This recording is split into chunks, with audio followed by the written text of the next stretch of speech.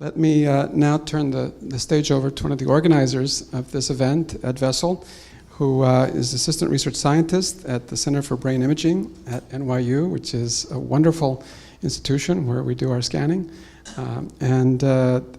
His research focuses on visual preferences and behavioral neural underpinnings of people's responses to artwork, the neurobiology of the infovore, about which I'm eager to learn more about, sensory development, and representations of sensation knowledge. Well, thank you all for sticking it out to the end. I think that today, in one sense, has been a little bit backward, in that those of you who came here with an interest in aesthetics and creativity have had to hear a lot about different brain networks before really kind of getting, perhaps, hopefully, a punchline as to why you should care about these various networks. Although I think that the speakers that have come before me have done an excellent job of telling you why not only the default mode network, but many other resting state networks are likely to be intimately important as these fields, which, if the study of the default mode network is a field in its adolescence, these fields are newborns. And I think that what my hope is that providing you with all of this information about this literature on resting state networks and the default mode network in particular gives you some tools that will help you appreciate results in the fields of aesthetics and creativity. Of course, my fear is that I've given you the tools to take my results and completely tear them apart. So hopefully that's not the case. All right, so I'd like to start by telling you a little bit about aesthetics.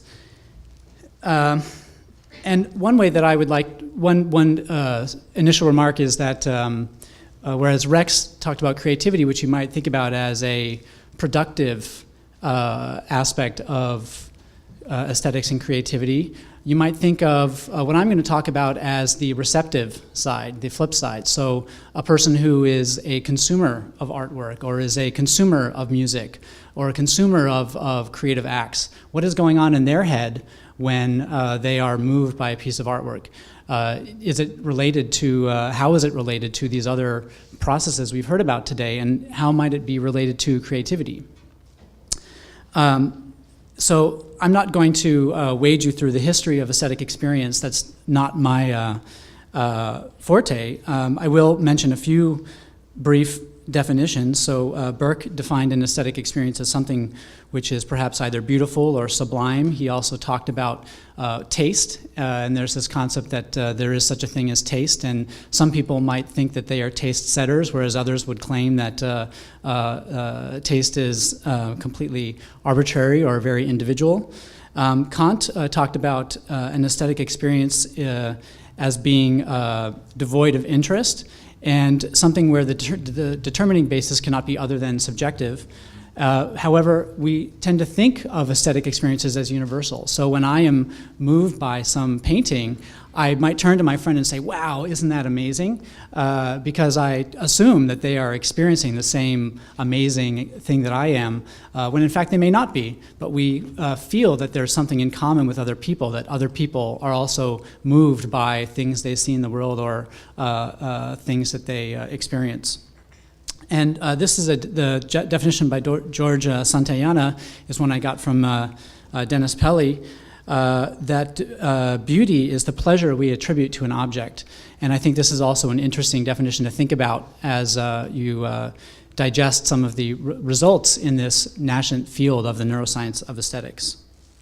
A more modern definition, however, might recognize that we can be strongly moved by artwork other than in ways that kind of go beyond the concept of beauty. For example, a performance may be challenging, or an artwork may evoke sadness, but in these cases there is still a capacity to be strongly moved. So aesthetic experience is most definitely a very complicated phenomenon, and just like the concept of the default mode network, we may not have a precise definition of it exactly, but as a working concept, I think that it can really move us a long way forward in how we think about how we are moved by experiences in the world. So a basic question to start with is, what happens in your brain when you have a pleasurable aesthetic experience? with a piece of artwork. And since my background is in visual perception, artwork is really the domain where I have started my initial focus on this question. So first, you might want to know what brain structures and systems are involved.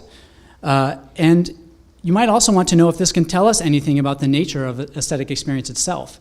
Can we move beyond simply putting aesthetic experience onto a set of structures or networks in the brain and actually learn something about this complicated topic of aesthetic experience by seeing what happens in the brain? And I think that the excitement in the field of people who are studying aesthetics around the influence of neuroscience on aesthetics is that we might be close to achieving Fechner's goal of a internal psychophysics, that with tools like fMRI, we can start to actually learn about internal states that until now perhaps have been difficult to study.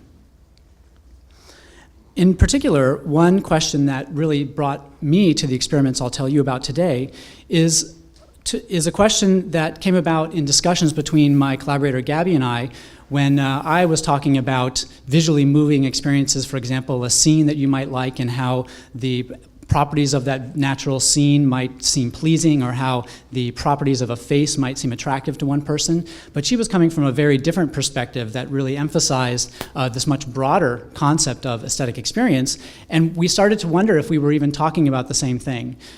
So for us, the question really became, is there a separable emotional contribution to what we might call an aesthetic response above and beyond a sensory-driven pleasure that is a link between visual representations and the hedonic pleasure that they might evoke? And this is a very early sketch that I had made years ago thinking about these dichotomies. And I definitely don't want to stand by this. And I think that this was really my first attempt to conceptualize these. And when I look at this list again, I might actually move or strike some of these things. And I think we're a long way from having evidence that this is how these two systems diverge. But I think it's useful to think about. So on the one hand, we might think about fast, bottom-up affective responses, things which are relatively automatic, things which may be tied to the immediate pleasure, and things which may be associated with orienting or gaze of attention around a visual image. So moving objects or things which are highly salient, or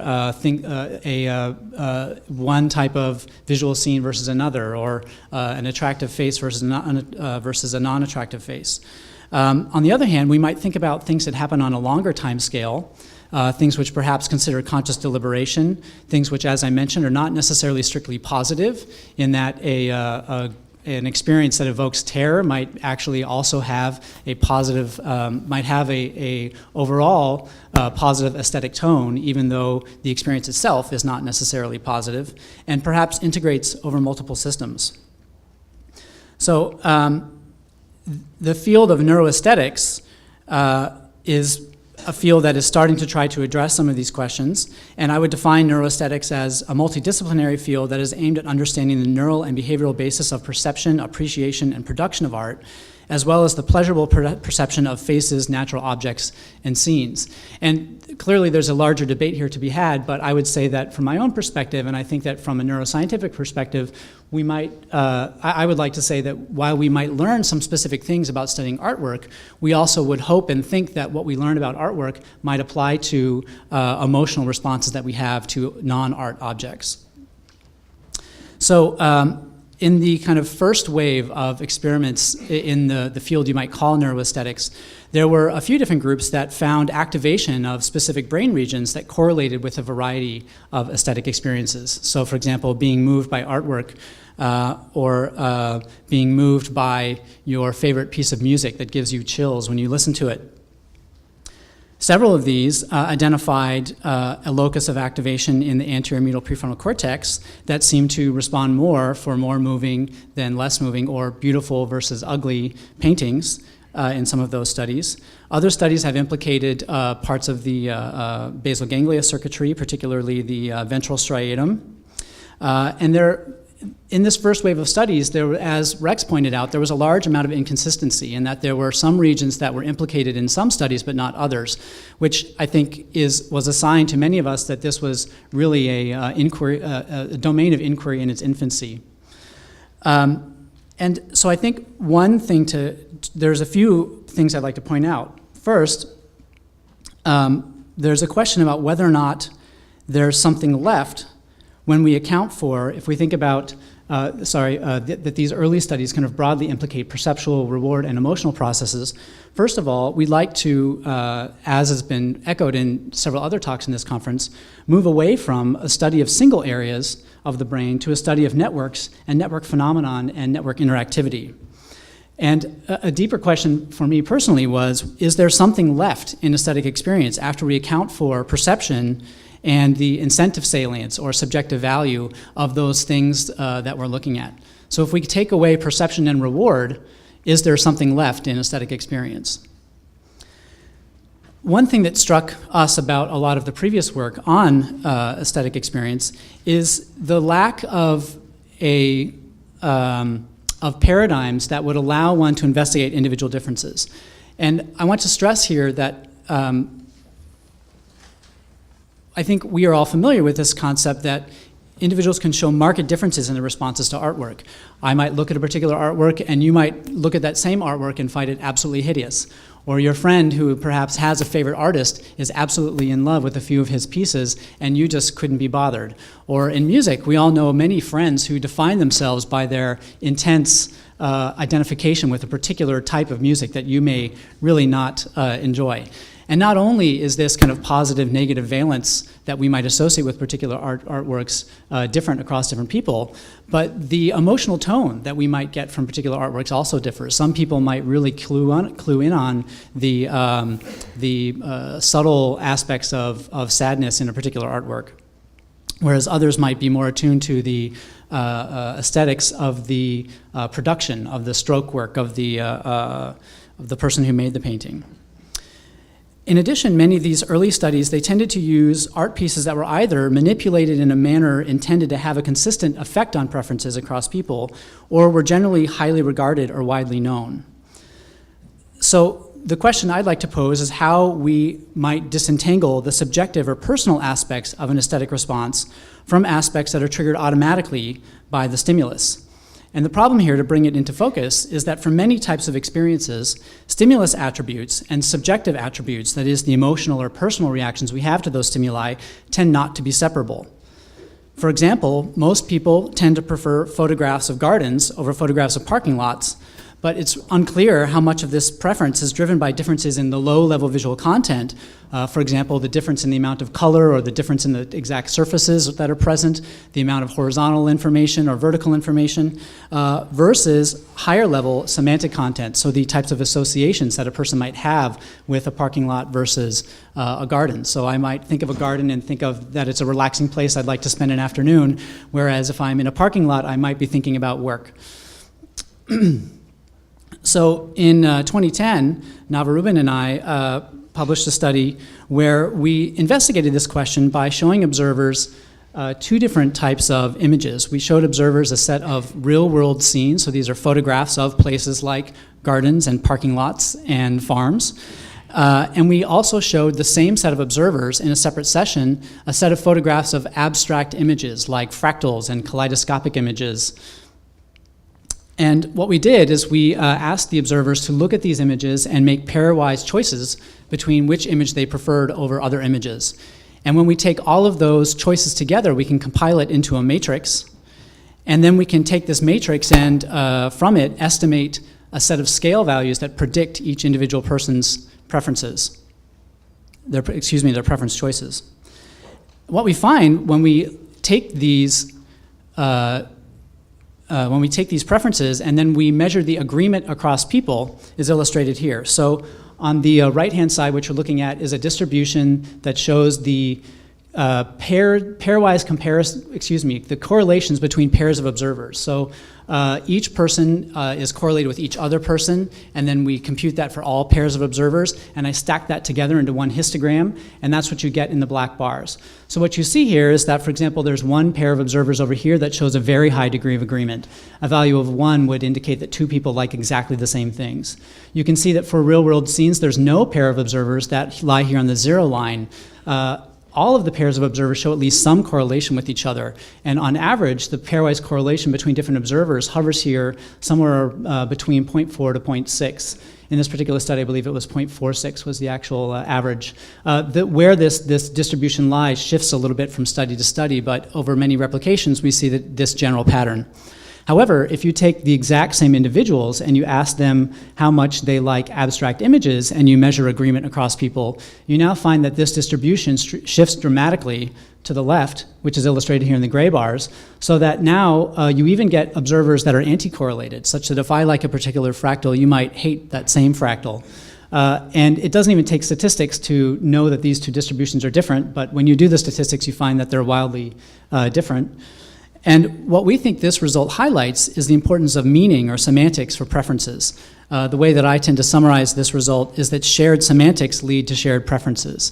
The idea here is that if people's preferences for the abstract images were being driven by low-level semantic aspects of the images, then we should see high agreement for both sets of images. And the fact that we only see agreement for the real-world scenes indicates that it's something that's in real-world scenes but not abstract images that is driving their preferences and therefore driving their agreement. So this paradigm of looking at agreement across people is very useful. And I'm going to now kind of give you some implications of it for brain imaging.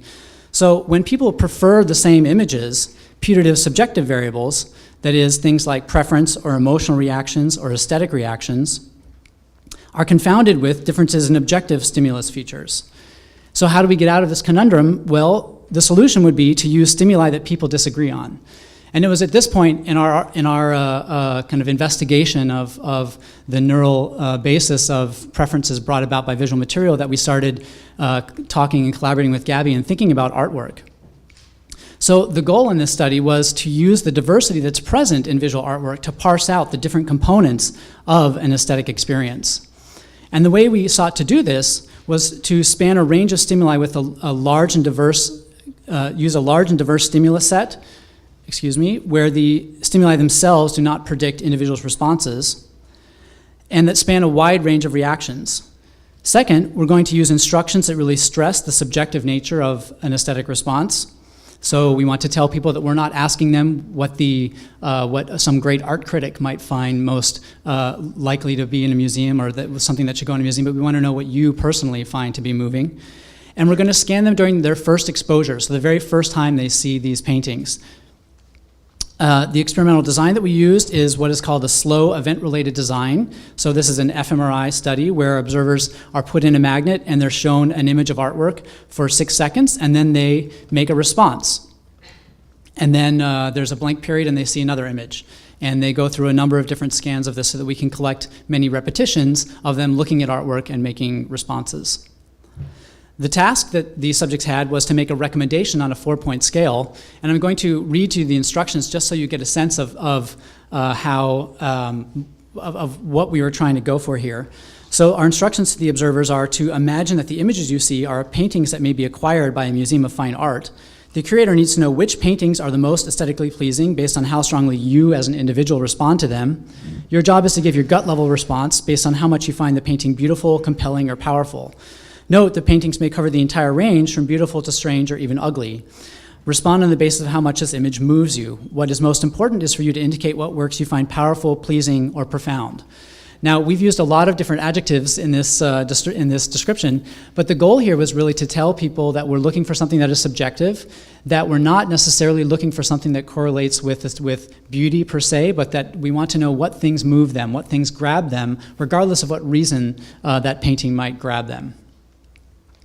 In general, I'm not going to go through too much of this, but the main point here is that we did not use images by famous artists or which were commonly reproduced, and there was a variety in our paintings in terms of the cultures and historical periods used. I'm going to show you just a few of our stimuli here. You've already seen a few of them. And unlike David, who would be able to tell you a lot about each of these individual images, I unfortunately am just going to show you some images.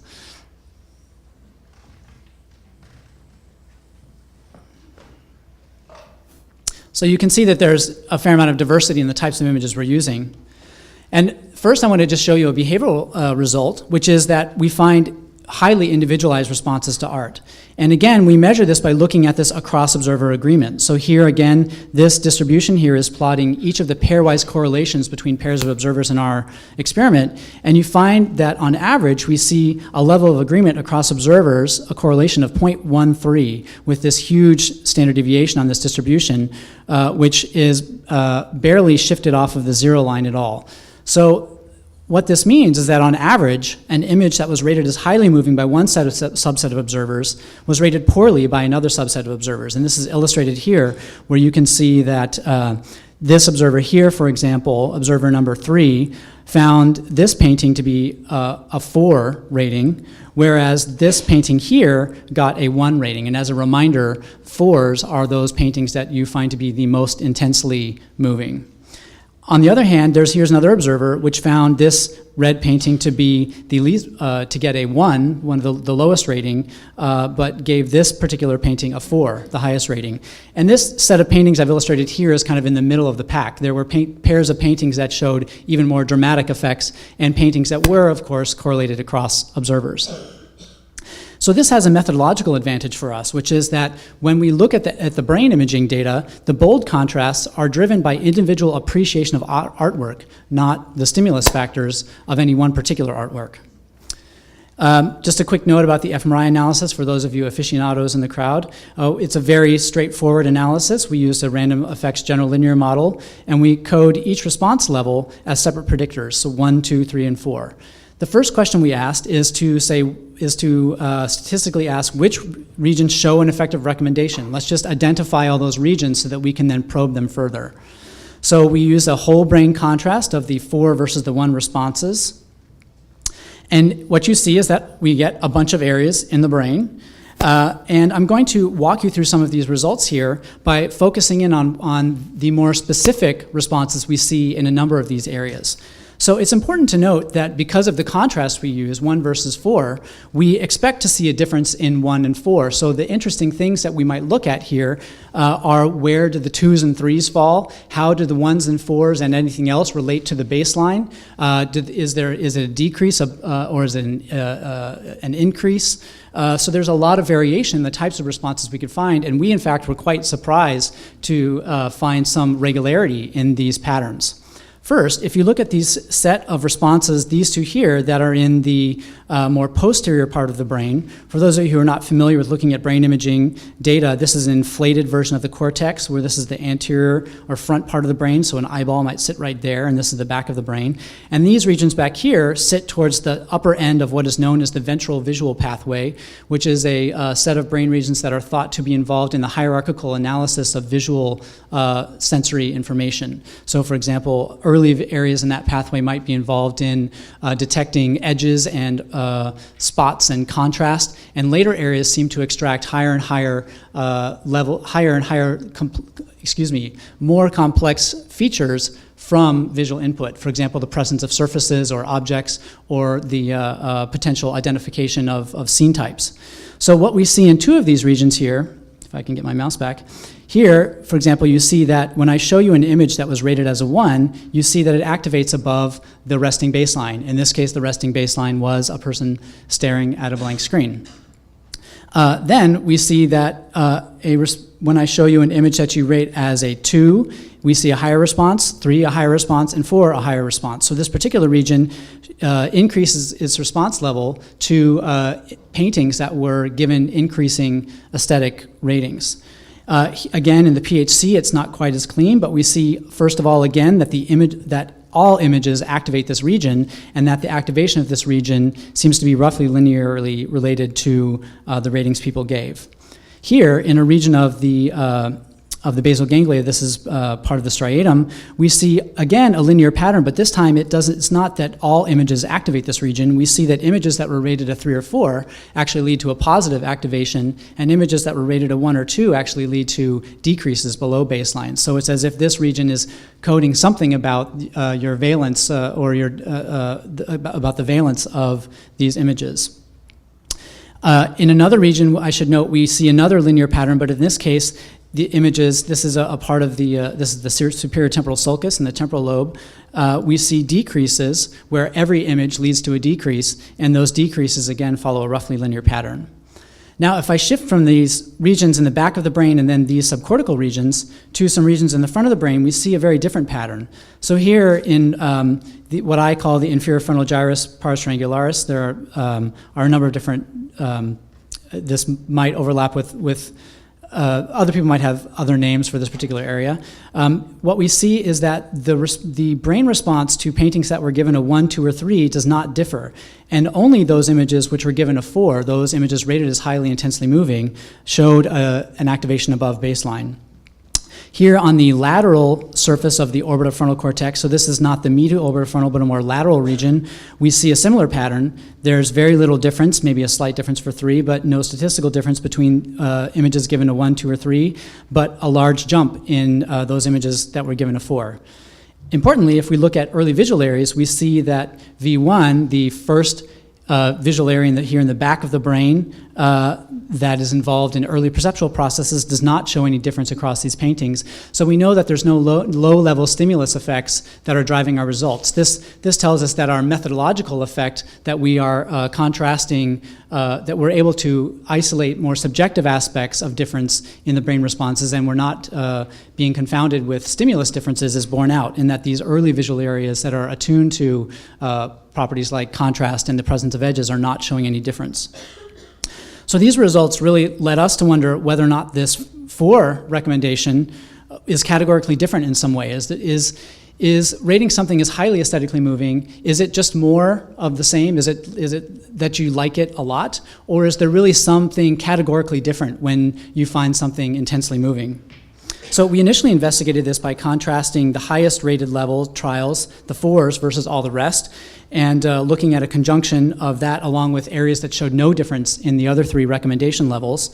And when we do that, we see this kind of brain on fire image, which I'm really not going to walk you through, but we see a huge amount of regions of the medial wall here, and we see a number of other regions as well. So for example, here's the orbitofrontal cortex activation we saw before. We also see hippocampal activation, even some deeper structures. And instead of walking you through this, I would just note that in addition to a number of areas, we see areas that seem to fall within the default mode network, and this rather than kind of walking you through those results in this format, I'm going to switch to a format that is a bit more analogous to that is used in some of the default mode literature. So here what you're looking at is a contrast of those trials that were rated a 1 versus the resting baseline. And first of all, we're showing people visual images as we expect. We see that large parts of the back of the brain are active. We see not only the early visual areas, but higher level visual areas are active. We also see some stuff up there in the parietal cortex and a little bit of stuff in the in parts of the what looks to be the precentral sulcus. But more importantly, if you look at the blue, which is illustrating those regions that were suppressed relative to baseline, this should hopefully look familiar to you by now after a long day of talks on the default mode network. So we're seeing that, in fact, when I show you an image, this part here in the medial prefrontal cortex, this part here in the posterior cingulate, here in the temporoparietal junction, up here in the part of the superior frontal gyrus here, and then here in the temporal poles, we see that these regions are suppressed when you engage in an external stimulus. When I show you a painting and you make a judgment about it. So nothing to be surprised about here. And I don't have to tell you after today that this is the default mode network, which is a interconnected set of regions that show less activity during a wide variety of tasks. We know now that it's not this represents an ongoing organized mode of brain processing that is typically suspended during performance of tasks that require externally directed attention. And now here, if we look at the 2 versus rest, we see that the picture is not much changed. If I were to zoom in here, you would see that this activation creeps a little bit forward. You can see that we're getting more activation here that's creeping forward. We're seeing that this activation is getting bigger. But the blue areas look largely unchanged. So again, when I show you a painting you rate as a 2, we also get suppression of the default mode network. Same with 3. Nothing new here in the default mode network. And again, we're seeing a bit more of a march forward in some of these sensory regions, and we're seeing a few other areas starting to come online here in the frontal, and insular regions. But here, if you look at the 4 versus rest, we're now seeing something dramatically different. Not only do we have a number of regions coming online here in the lateral part of the frontal cortex, and we've got a much larger activation here. The orbital activation is actually not apparent in this view. But if you look at the deactivations, the blue, you can see that now the deactivation in the medial prefrontal cortex has entirely disappeared, and those in the other regions have been dramatically reduced. So just as an illustration of that, if I show you the activation from an ROI taken here in the medial prefrontal cortex, you can see that artworks that are rated as 1, 2, or 3, in fact, suppress the default mode network. But when I show you an artwork that you rate as a 4, this medial prefrontal cortical region is released from the suppression that we normally see when you are viewing an artwork. And here, if we look at the time courses of this response, we can see that here, if I look at the low-rated artworks, we see that when I show you an artwork, this medial prefrontal cortical region shows a suppression and then slowly returns to baseline. But if I show you an artwork that you rate as being intensely moving, we see that there's actually an initial tendency for it to dip, but then it reverses and actually goes positive, which in the final analysis leads the weight here to be near the resting baseline. Okay, so just as a summary of this, we see that several occipitotemporal regions show an effect of recommendation that looks approximately linear at increase or decrease from baseline. And we think that this reflects a stimulus-triggered sensorial or associative preference analysis, or perhaps an interest, might be related to interest or preference or pleasure driven by sensory stimuli. 2 subcortical regions show deflections above or below baseline. If we look in the frontal cortex, we see a number of regions which show an effect of recommendation, but the tendency there is for them to show more of a step-like jump only for the most moving images. And we think that this response profile, that there is no difference for most images, but a sudden increase for only those intensely moving images, may be a signature of aesthetic processing. And in addition to other areas, these frontal regions include several nodes of the default mode network. I'm going to go through this next section a little quickly.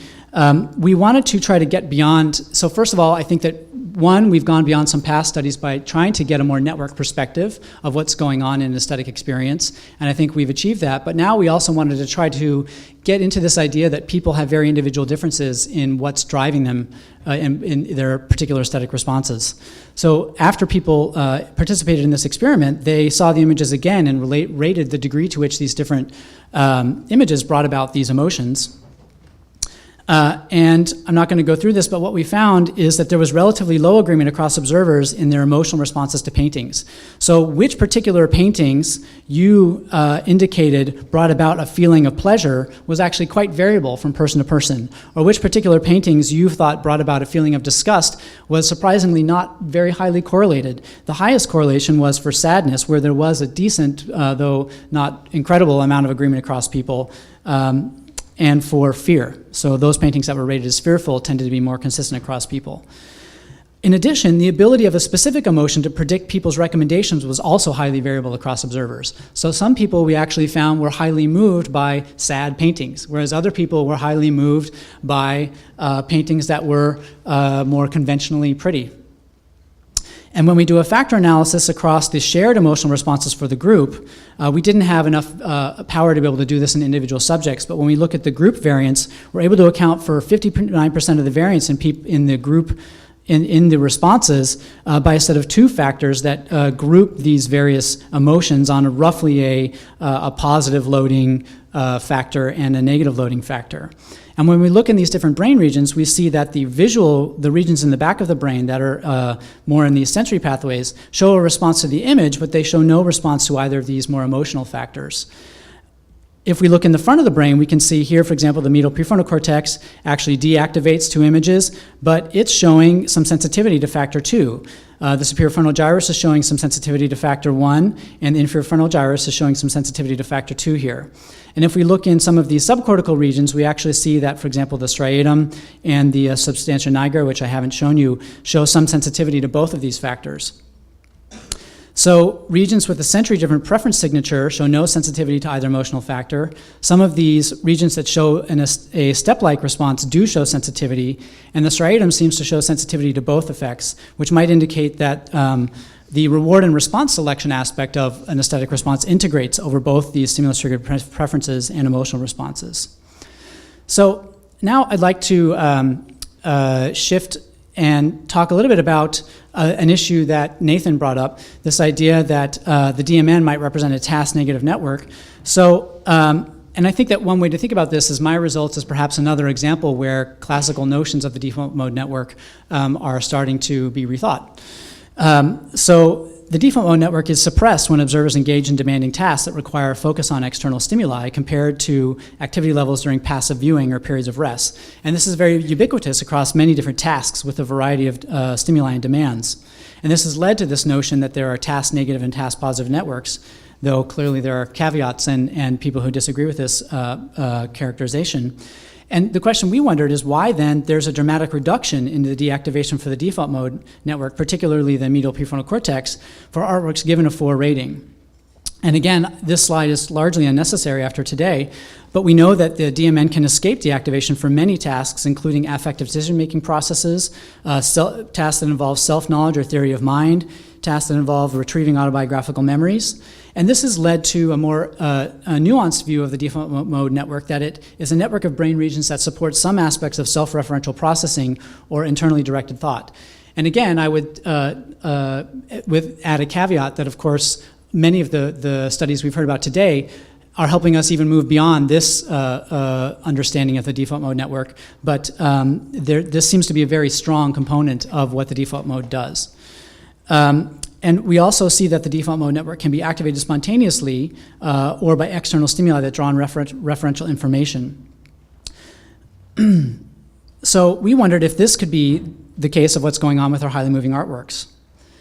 And what we'd like to suggest is taste in art is highly individual yet strongly felt.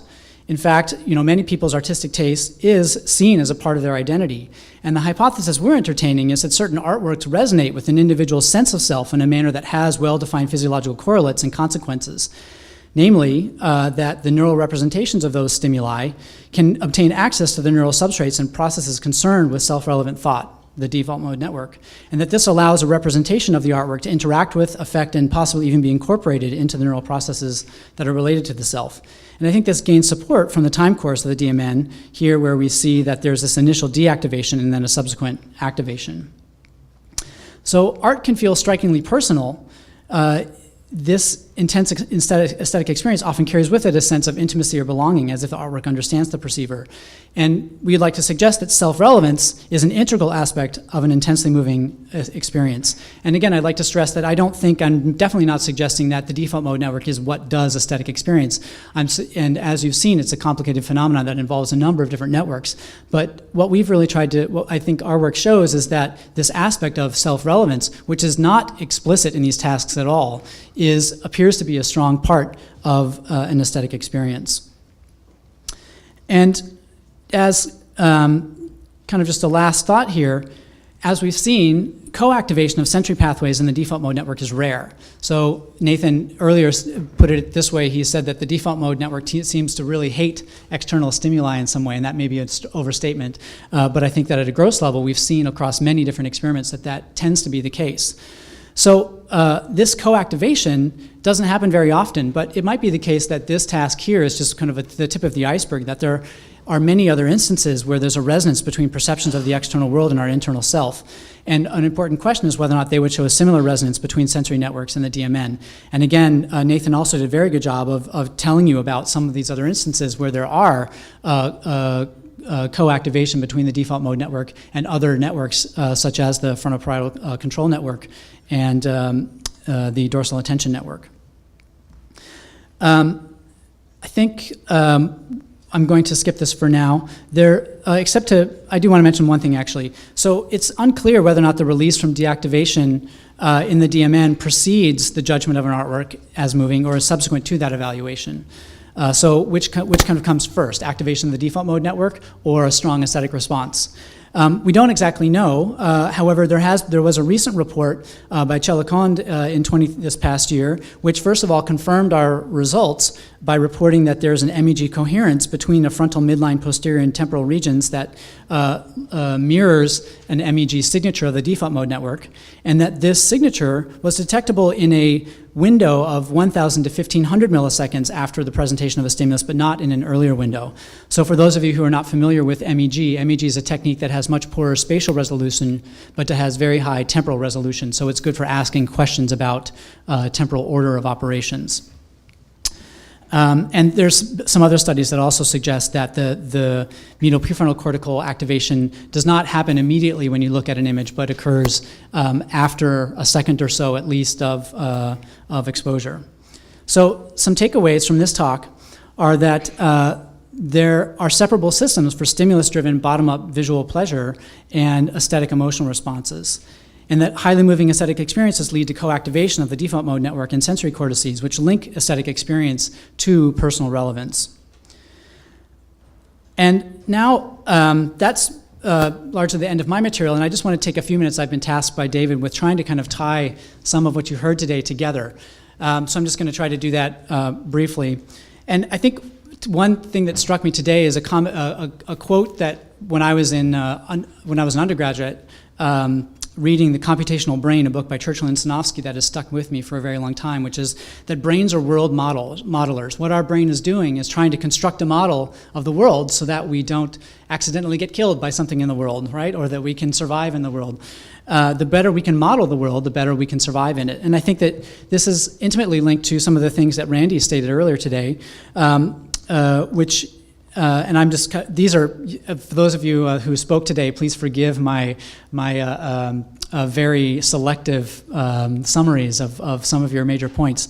I think that he talked a lot about how evolution might favor a more plastic brain, a brain which has a capacity to model the world in more flexible ways rather than simple stimulus response mappings, and ways which can take place over many timescales. Nathan, he really talked about how the DMN is multiple subsystems, and how the DMN interacts with attention and motor networks through cognitive control networks. There was mention of some flow states. Yvette talked about how depression could be thought of as a network imbalance, where that results in a state of heightened vigilance and self-awareness, and that some of this might be mediated by changes in the connectivity between the DMN and other parts of the brain. And again, please forgive me if I've done this incorrect, and you can correct me. If I get something wrong, actually now would be a good time to correct me.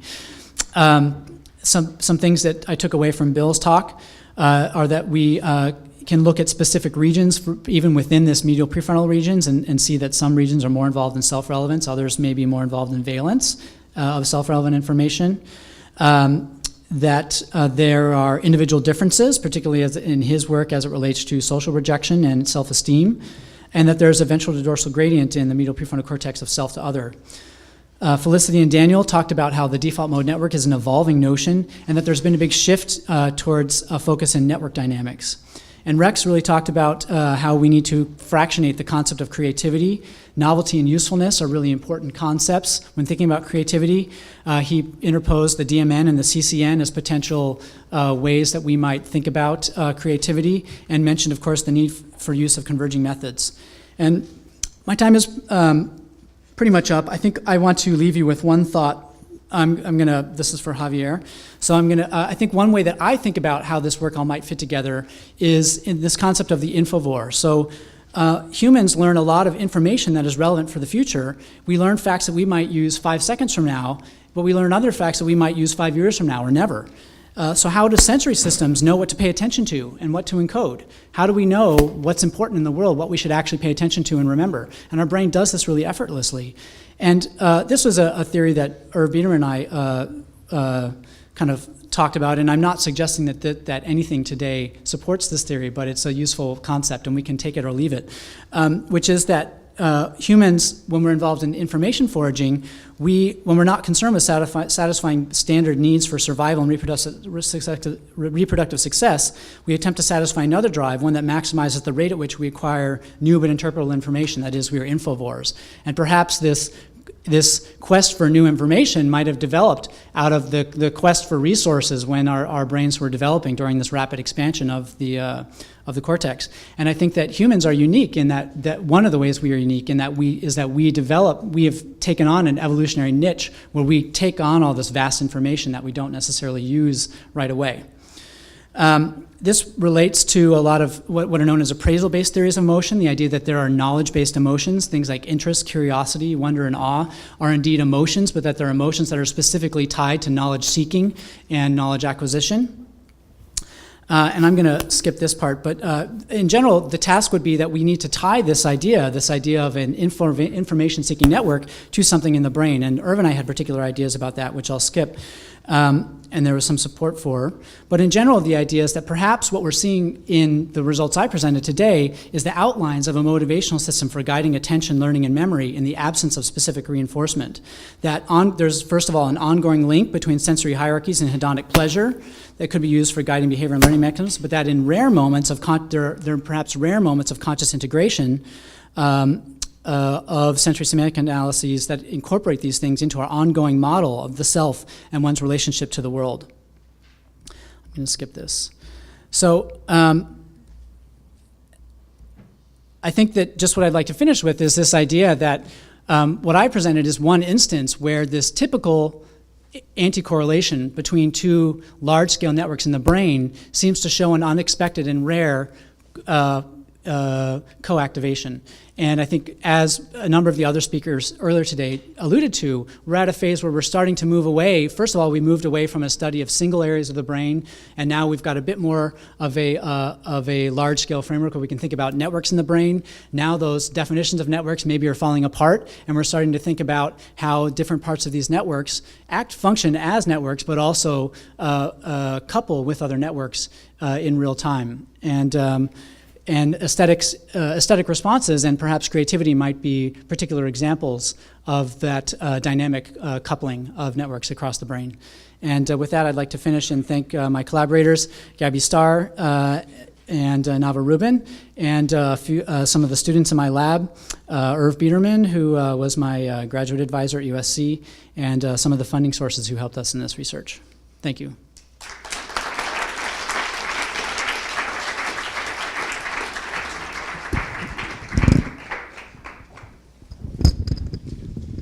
Thank you. That was, I think, a magnificent wrap-up and a demonstration of how these approaches and technologies can bring us to questions that seem really out of reach. But let's take additional questions. Yeah, I agree. That was just great, and I'm sorry you didn't have time to go into more of the detail.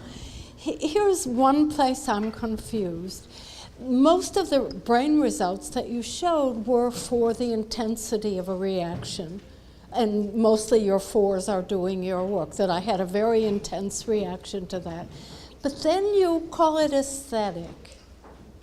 And I wonder how much of this is really just intensity and doesn't... Sure. It only relates to aesthetics in that you've shown things that could be rated on aesthetics. That's a great question, and I think that where we feel that we have some leg up to be able to make a distinction between aesthetic versus intensity is the fact that we see areas of the brain that do show this linear response, that show a response get a little bit bigger when there's more of something in an image that you like and a little bit bigger of something else. And this includes, for example, I didn't show in the pontine reticular formation, which is part of a set of brain networks that are very much implicated in arousal, also shows a linear response. But in the front part of the brain, we're seeing this very different response, where I can jack up the intensity of whatever it is, and they don't budge. It's not until you really have this categorical difference that you see some of these frontal regions come online. So, for example, Samir Zeki, in some of his work, he has highlighted some of these frontal regions, but he claimed that there was more of a continuum, and I would disagree. I think that these frontal networks really are not just coming on a little bit more and a little bit more as you're having a more and more intense aesthetic experience. It's only for some very rare artworks in the hands of our subjects, less than a quarter for sure, more like 19% on average of the artworks that they found actually really moving. And you're right that we are going out on a bit of a limb saying that this is particularly aesthetic, and that is, I think, an operational definition, that what we would say is when you look at the responses, the emotional responses of these areas, they start to give you hints that these regions are not involved in a perceptual analysis, they're not involved in a semantic analysis, they really seem to be involved in something else. And by relating these two other networks that are known, we can say that something about the emotional content and something about the personal relevance of these artworks are moving people. And I think that, in fact, what we might think is that this might start to give us a better definition of what exactly something is when it is aesthetic. So you're right that this is a definition that is in progress. Yeah, no, I mean, again, if there were a way of inducing intensity without an aesthetic, you might get the same sort of thing. There are lots of evocations of intense fear and a variety of intense emotional responses that actually suppress default mode network activity rather than release the suppression. Okay, so you're saying this pattern of deactivating the deactivation goes only with things that have an aesthetic quality, and that I think we have studied it in the context of visual aesthetics. Right. As I said, I think that there are quite likely other things that might happen in the world that would lead to this type of response, but it hasn't really been shown before. In particular, the thing that's really unique about this state is the fact that you're looking at a visual image, and while you're looking at that visual image, you're also getting this internally directed thought happening simultaneously. And I think that is really the key here, that we're getting this co-activation of these two networks together, whereas normally you might have an intense something or other, but they tend to be interposed. And that also, of course, has the caveat that in this study, we're not using a tool that gives us the fine enough temporal resolution to know whether or not it's a true synchronous co-activation or a rapid oscillation that somehow appears as an activation in both of these networks. I'll let other people. Next. Hi, yes, thank you for a great talk. I'm coming from an art historical background, and I think the emerging field of neuroaesthetics, as you said, has been going on for some time. Is really exciting and promising, and one thing that really was exciting to me about your research is that it was one of the first pieces I've been able to come across that really reconciles the defense of our the reason for a lot of humanities disciplines continuing reluctance to engage with the sort of scientific study of it, which is the accountability for the individual aesthetic preferences and your emotional reactions to things based on personal experience, and the really strong emphasis on the individual response to these things, being able to reconcile with what had been understood as a reductive. But it's completely not, and I think it's very exciting to see a study that reconciles really what are essentially compatible concepts, because they do all happen in one place. But yes, I wanted to say thank you, and I think it's very exciting as the fields continue to come together. Thank you. There's time for one more. So some of the brain areas that had that show the categorical differences, if I remember correctly, had kind of a U shape to it. When you got back to category 1, it seemed like the slope was going back up. And I'm wondering if you used images that were you could somehow make ugly images, or something that people universally would kind of feel like they all disliked intensely.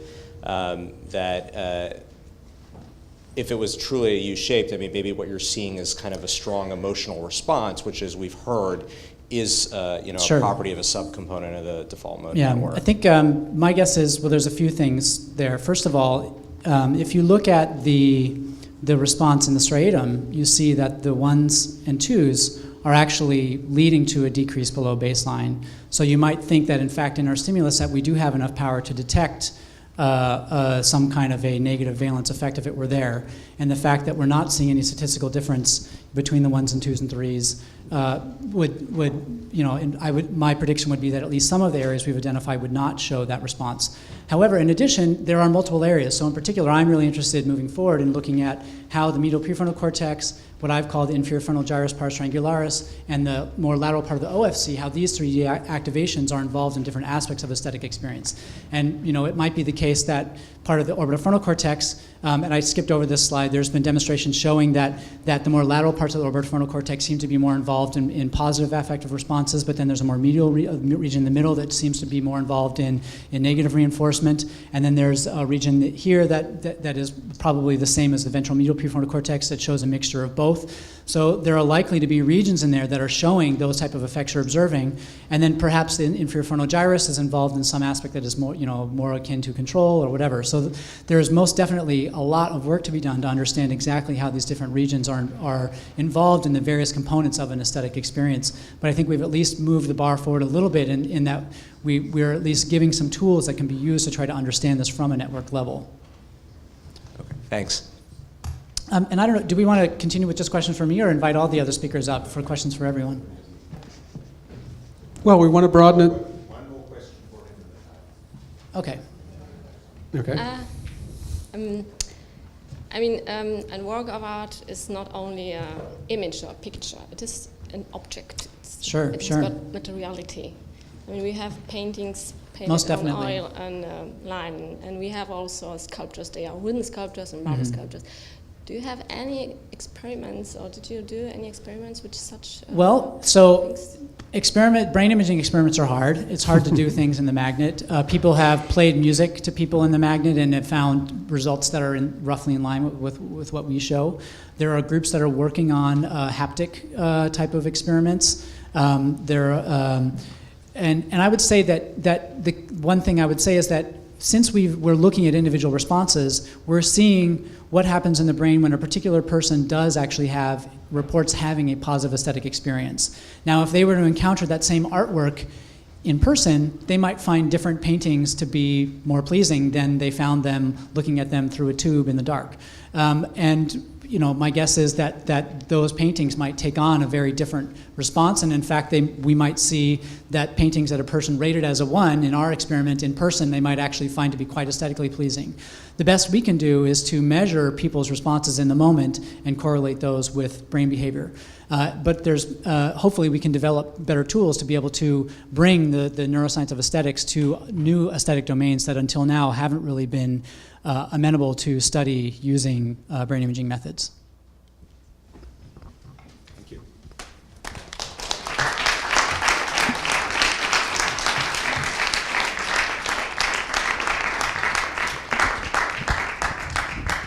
Thank you very much, Ed. I can't imagine a better conclusion to today's conference. We had a brief, Gabby, Starr, and I had a brief discussion, and we decided that the intensity of today's discussions was such that all those of you who have remained so valiantly to the end of the discussion, they were fascinating, gripping from the beginning, but it's a long day. We've been here from 9 to 6. I think you all deserve a drink. Before I release you for a drink and for a moment to think about yourselves and your own pleasures, I think that I just want to say that this has been a remarkable conference for a variety of reasons. It's been a fitting sort of quinquennial conference for us, or fitting conclusion to a cycle of 5 annual conferences, because it has opened up a whole new area of thought for us with wide implications. The element of self-referentiality, internal mentalizing that is so perfectly exemplified by the problems surrounding the DMN really expands the field of thinking not only to the way in which we think about ourselves, the way in which we think about tasks, situations in which we don't have task-determined stimuli, but also has so much as emerged to do with the way we think about the past and about the future. And this became very clear in this morning's discussions, and as well, of course, the extraordinary talk by Randy Buckner at the beginning, which made clear the evolutionary importance of, or the importance of DMN in the sudden expansion of hominid brains about 750,000 years ago. Right from the beginning, we've had to think about aesthetic questions largely taken. This morning's discussions, and in fact part of this afternoon's, had a lot to do with really figuring out what the DMN does. But it also, we also heard about its psychological relevance, its psychiatric relevance, a remarkable talk by Yvette Sheline about various ways of thinking about depression, how the DMN factors into that. And, you know, she talked about the whole, well, she quite explicitly talked about the whole role of depression in creativity, the positive and the negative aspects of this. And this made me think the art historians, the few art historians among us, will remind us of the whole notion of born under Saturn. Remember how Dürer's Great Melancholia is the very exemplification of creativity. These are questions that go a long way back.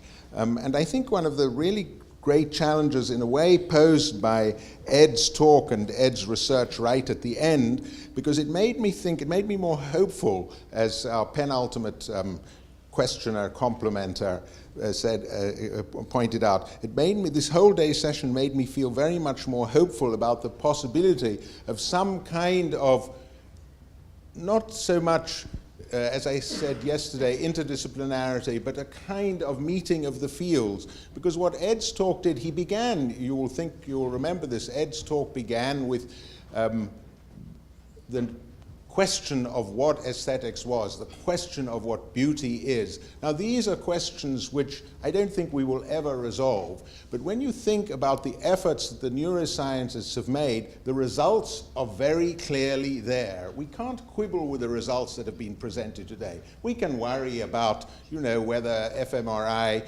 and oxygenation in the brain, blood oxygenation in the brain really can tell us everything that it's supposed to do. We can worry about the purposes of the reliability of fMRI as an indicator of brain states. These are matters, but the results are absolutely clear. We have them, the neuroscientists have provided. So what remains for the humanities to do? In a way, the humanities ought to be able to, and the social sciences ought to be able to help us refine the basic questions. I mean, we don't need to do what the others do, but we can come together and thinking through the basic theoretical questions. When I listen to Ed's talk, I'd stay more or less on my own turf. I think these results are fantastic. You can ask the kinds of questions which Barbara Tversky asked at the end, but that really puts upon us the responsibility of figuring out what do we really mean by aesthetics. Are we going to go with Kant? Everybody seems to want to go with Kant. Burke, we may not want to go with. Santayana, probably we can let go of. You know, these are the discussions which we really need to go on having. What does it really mean to be creative? Does it, you know, can it be assessed in terms of, you know, the creative removal of a matchstick to reduce the number of boxes or not? We don't really know what creativity is. We don't know whether aesthetics means individual pleasure or how, to use that old Kantian question, the way in which individual question can ever be universal. We can just look at the results that neuroscience is giving us, and that is so well exemplified by this whole new set of information that we get in the case of the default mode network. It's new. I think one of you pointed out that perhaps in a few years' time we will be thinking about other problems very differently. Perhaps, as in the case of the anterior cingulate, its role in brain functions will change very substantially. I think it was Margulies and Callard who reflected on the previous state of ACC. So perhaps we will be thinking differently about DMN in a few years' time.